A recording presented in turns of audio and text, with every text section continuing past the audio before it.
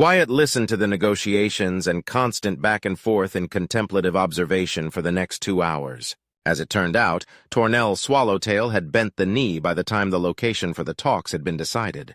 Milcades had managed to infiltrate whatever was left of the rebels' networks shortly after the jamming satellites were destroyed. Through them, he created profiles of who could be helpful, who needed to be eliminated, and who would listen to reason among the remnants of the Great Revolution's leadership structure. Tornell was one of the few high-ranking leaders remaining who, above all else, wanted to see an end to the conflicts that had ravaged his world. The truth was made clear as the talks continued. In short, the rebels and their Great Revolution were done. They had used all their resources and focused on maintaining control of their system, Hastrung, and being forced to rely on raids and quite literally working their populace to the brink of death just to survive. To make matters worse, the purges and massacres that happened throughout the years ever since the uprising sent millions to their graves. All nobles, regardless of rank or affiliation, were hunted down and eliminated like animals alongside any commoner who sided with them. The consequence of their violent rampage was made clear soon after, as systems began to fail and collapse without anyone truly trained to maintain the delicate balance of technologies, machinery, financial systems, and planet-wide logistics. The rebels' survival of such a catastrophe was a testament to their force of will, if nothing else. However, that was irrelevant now. They had no presence in the void now. The Drazen had all but obliterated their satellite network, creating problematic Kessler's syndrome to deal with, and their military bases, resource silos, stockpiles, and industrial capabilities had also been reduced to near-total collapse. Percival had been honest in that regard.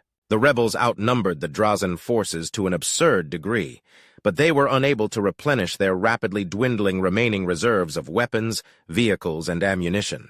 Percival's coup only served to make their situation worse as infighting broke out, causing nearly half of their remaining proper military forces to desert or die in the process alongside Gusev Onrasta and his loyalists. Simply put in a way that even he could understand easily, the rebels had nothing but desperation, mean words, and empty threats to paint themselves in any position of strength. Tornell understood this, and as proof of his willingness to survive and see reason, had warned about Percival's plan to capture Clara. Was it a desperate move on the late Grand General's part? Undoubtedly so, but also incredibly arrogant. If there was one thing he'd come to learn about Clara, it was that she wasn't keen on relying on half measures whenever she set her mind on something. Tornell, for his part, bent the knee he had, but he didn't agree to everything Clara and Istanel demanded outright. He argued, searched for compromises, and tried his best to give his planet a peaceful resolution and a foot to stand on. Some of the major points that had been agreed upon were that Revel would retake its previous name of Hyego, the invasion force that only existed on paper, though Tornell didn't need to know that, would be halted, and instead, House Ferentis would send peacekeeping forces, and the Eternal Garden would remain in the system under the banner of House Ferentis. Furthermore, as a gesture of goodwill, Clara would ensure the return of rebel prisoners to Tornell's jurisdiction for him to deal with. The pirates, though, would be screened. Wyatt knew that most of them would die, likely executed for their crimes, but a few could be salvaged. He wasn't keen on the idea of showing mercy to pirates, but maybe some could be redeemed, especially if the reality of the Drazen opened their eyes to true monsters. It must be so ironic to them. They hate the Principality more than anyone else, and yet they were saved by a royal, Wyatt thought with some amusement. He truly didn't see any value in the lives of damn pirates, but even if just one of them chose to seek redemption, then that was as good as a victory in his opinion. The real problem would be the branded human cattle and the surprising amount of people the Drazen had collected during their recent raids, especially the feral children. He shuddered internally at the options that would be left for those too far gone with broken minds, thanks to the horrors they went through, or for being raised as nothing more than animals by the Drazen. That aside, Istanel proved to be a competent negotiator. He offered limited humanitarian aid sponsored by his house, supplying Hago's inhabitants with foodstuffs, all manner of consumer goods aimed primarily for reconstruction and labor, and a minor renewal of trade that heavily favored House Ferentis. In exchange, he demanded the complete dissolution of the rebels' regime and the reinstallation of the Principality's governing structure.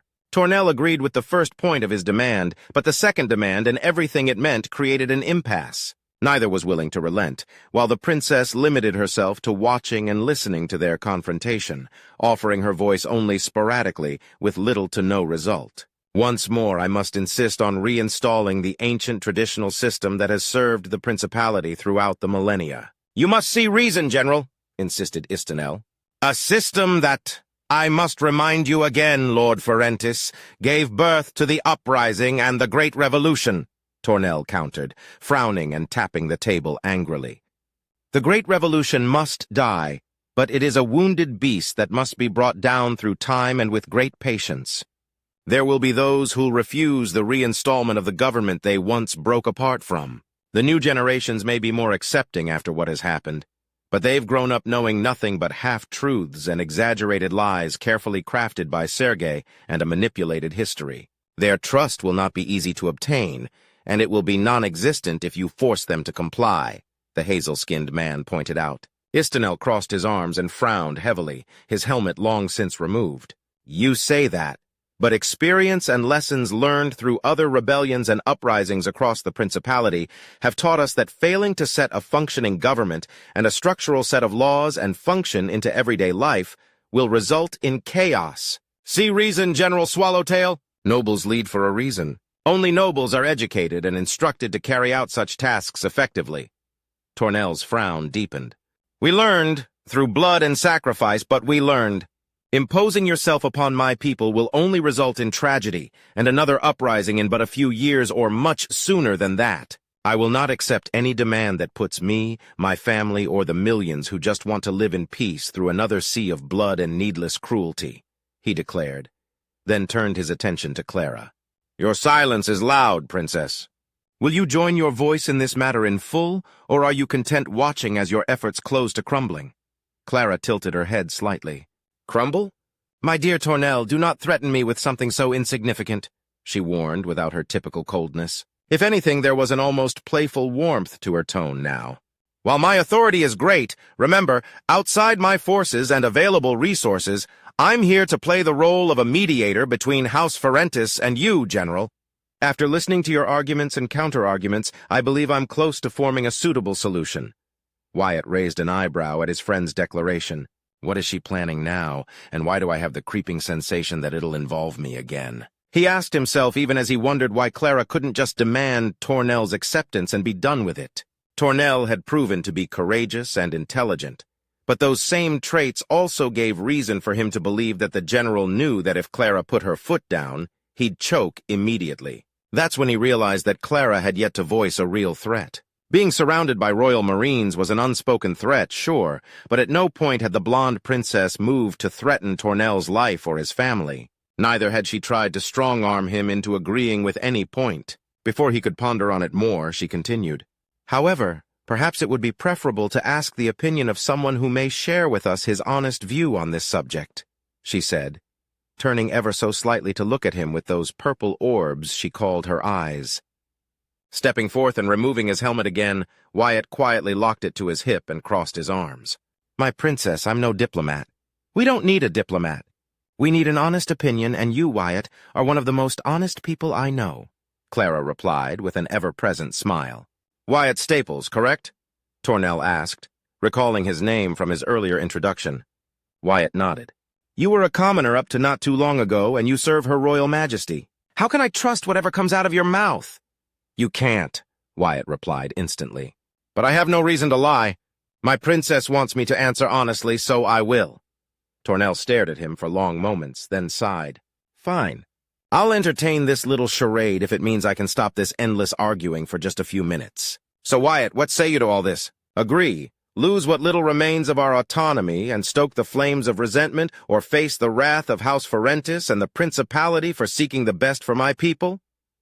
Wyatt frowned, his gaze shifting from Tornell, Istanel, and Clara every so often, analyzing them as he ran the question in his mind over and over again.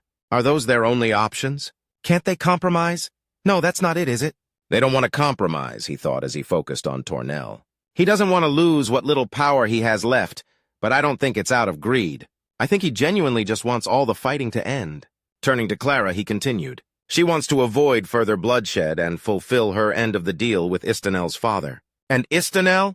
He looks down on commoners and thinks of them as stupid and incompetent. He's flexible, but that line of thinking prevents him from even considering an alternative that doesn't put nobles in power from the start," Wyatt concluded as he shifted his attention to Istanel. "Dad always said that I have a way with words, but the more I see into what diplomacy is between nobles, the more I understand why talking to Uriel Holks was refreshing for Clara. I'm also starting to hate this type of diplomacy," Wyatt thought tiredly. At the same time, he tried to find a solution to a problem that escaped his usual abilities. The problem was obvious. Neither side wanted to relent without getting what they wanted. Suddenly, a memory came back to him. It had been something insignificant at the time, nothing more than a source of amusement or annoyance, depending on who you asked. Pursing his lips in thought, he pinched his chin, nodding once.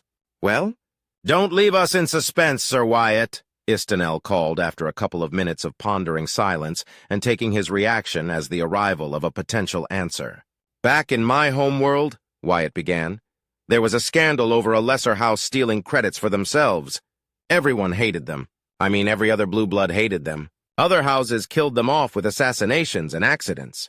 It was a mess. I never saw any of it, just heard it as it happened in another city. What I know for certain is that many commoners were happy with that house, and when others tried to claim what once belonged to them, many commoners weren't happy about it. I think something similar is happening here." "Thrilling story, but how does that aid us in any capacity?" Tornell asked in mild annoyance. "Nobles lead, commoners obey," Wyatt replied. "Think about it. Why were the commoners angry about it?" he asked. Tornell's dismissive glare turned into an inquisitive stare. Even Istanel glanced at him in mild curiosity. "As far as I know, the nobles were 2 generations old since they became nobles. They also came from that same part of the city. The commoners saw those nobles as part of them in a sense. I don't know if the sentiment was mutual or if it was real, but that's what happened. Many didn't want anyone else to tell them what to do." "Such an isolated incident. It is hardly relevant to our current problem, don't you think so, Sir Wyatt?" Istanel asked. Wyatt nodded. "It's not the same, but something similar is happening here. Your people don't want outsiders to come and tell them what to do," he said to Tornell. "And you want to reinstate noble rule." "Quite so," said Tornell. "As it should be," replied Istanel. "Then, why don't elevate people that others trust or know how to run things into nobles? That way you get your nobles and you keep the people happy instead of angry?" Wyatt proposed. Istanel stared at him with disbelief while Tornell seemed to consider his proposition. "Sir Wyatt, please, surely you jest," Istanel asked with a nervous chuckle. "These people aren't regular commoners. They are rebels, traitors to the principality. To elevate them into nobility is absurd. One does not simply become a noble on a whim. To become a noble, one must prove oneself with great talent, connections, service, and intelligence. You've achieved this, Sir Wyatt. Surely you must know how difficult that path is and how preposterous your proposal is." Wyatt hummed deeply before replying. "Then let them earn it through service." Istanel was about to protest again when an amused laugh interrupted him. It seems my knight banneret has stumbled through pure observation and casual intuition, part of a third option available to us. A compromise that I believe will leave all sides satisfied. If my princess is willing to continue, then I'll listen," Istanel said calmly, his attention returning to Tornell. Tornell nodded twice. "I'm open to listening if his original idea remains included." Clara's smile widened slightly, pleased. "It is quite simple, really. Either path you proposed was unfitting. They work in the short term but disregard mid and long terms entirely. There is much to consider aside from leadership, but with a stable leadership body and a functioning government, if only provisional for a set amount of time, everything else shall fall into place. Our greatest obstacle is stability. Bringing nobles from the outside would prove catastrophic, but letting the remnants of the current administration keep their power as it stands won't work to establish peace, fragile as it may be." She raised a finger. "I could elevate many new nascent noble houses, but doing so without care or thought would be disastrous. Such measures require time to be properly implemented. My knight banneret has proposed a clever solution. Let them earn it. Tornell," she turned her gaze upon him, "you may select those who you trust to run an effective provisional government that focuses on rebuilding your key infrastructures, dismantling the remnants of the current regime, and eliminating the Drazen invaders. They should prove an effective unifying force to rally against." Slowly but effectively, the rest of the planet will come to an understanding and embrace the only beacon of stability at their disposal. By doing so, you'll be providing great service to House Ferentis and the Principality at large. The provisional government will last 5 years, and at the end of this period, new lesser houses will be created among those who served with competence. You, Tornell, of course, should you accept and remain in power, leading as you proclaim, will find yourself elevated into the status of a new minor house under the banner of House Ferentis. Clara paused for a moment, letting Tornell absorb the information and processes as his eyes moved from one side to the other in deep contemplation. She turned to Istanel next. In exchange, House Ferentis will retain control of the Eternal Garden in full after I leave the system alongside the disabled Drazan ships. They will be yours to do as you please, though I suggest repairing 1 or 2 of them as a means of self-defense. We don't know if more Drazan raiders may come, and House Ferentis must be ready.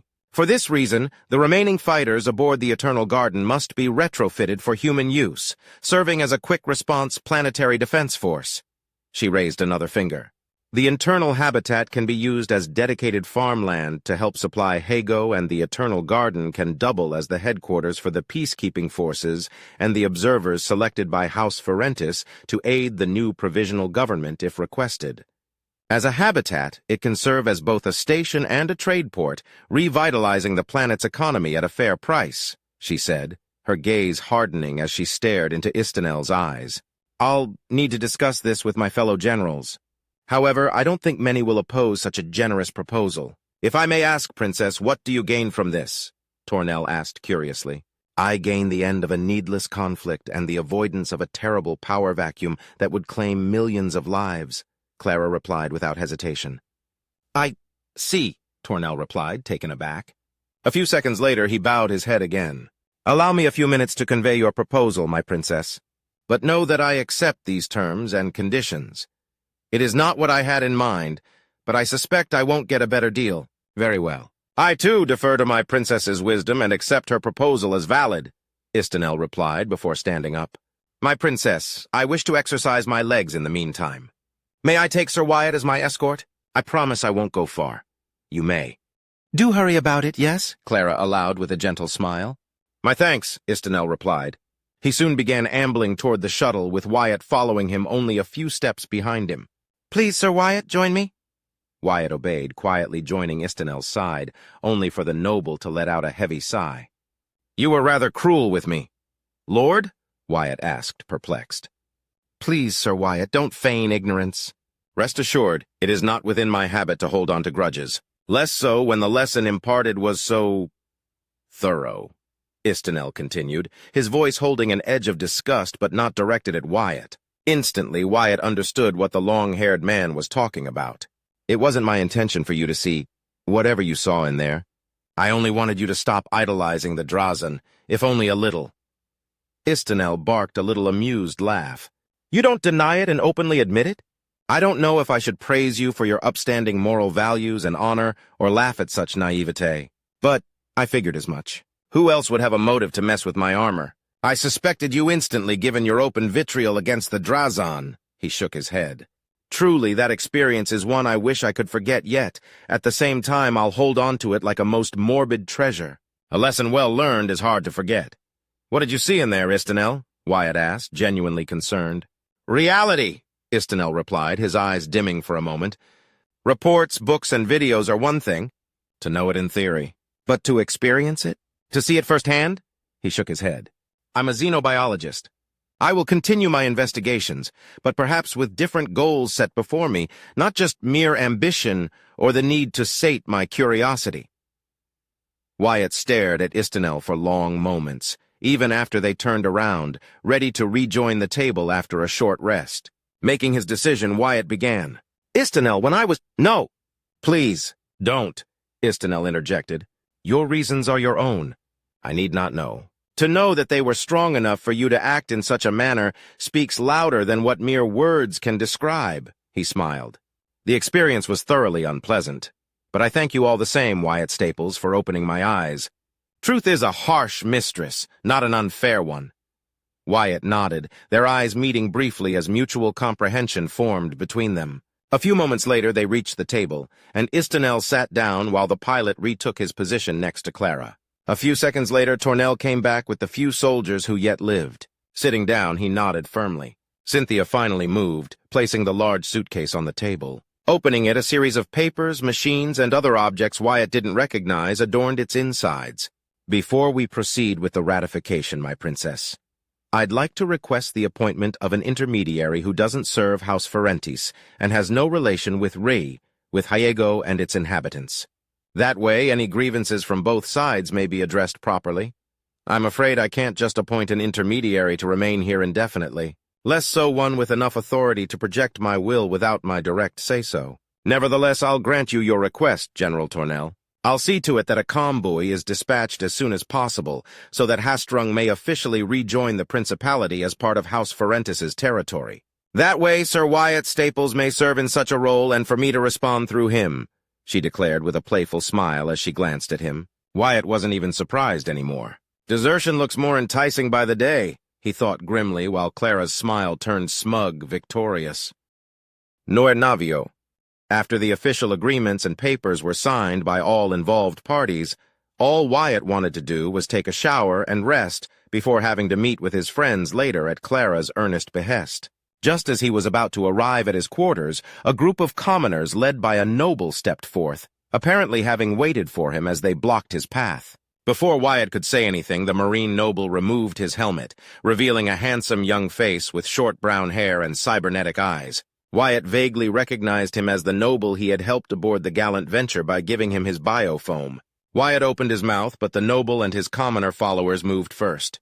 The noble and his 5 servants knelt before him, showing reverence.